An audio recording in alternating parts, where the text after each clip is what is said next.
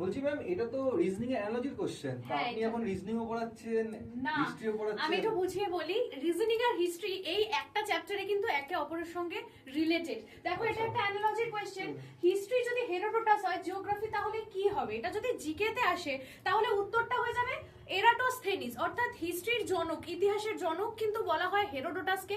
সেই একই রকম ভাবে জিওগ্রাফির জনক কিন্তু বলা হয়, আমি লিখে দিচ্ছি, এরাটোস্থেনিস।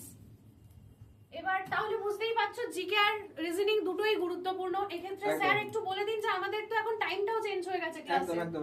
তো আমার ক্লাস থাকে এখন জিকে সকাল 11টা থেকে, আর আমার ক্লাস থেকে সকাল 9টা। তো অ্যাকচুয়ালি আমাদের ম্যারাথন সিরিজ চলছে, তার কারণ হচ্ছে সামনে এনটিপিসি পরীক্ষা, তাই জন্য কি আমাদের সকাল 9টা থেকে ম্যারাথন স্টার্ট হচ্ছে। সকাল 9টা থেকে দুপুর 1টা অবধি কিন্তু কন্টিনিউয়াস ম্যারাথন চলবে। আর রিজনিং থাকবে সেখানে 10টা থেকে আতিয়া ম্যাম। তো তারপরে সায়েন্স থাকবে। তো অবশ্যই এই রকম ইম্পর্টেন্ট জিনিসগুলো জানার জন্য চ্যানেলটা সাবস্ক্রাইব করো। কাল দেখা হচ্ছে ম্যারাথনে সকাল 9টায়।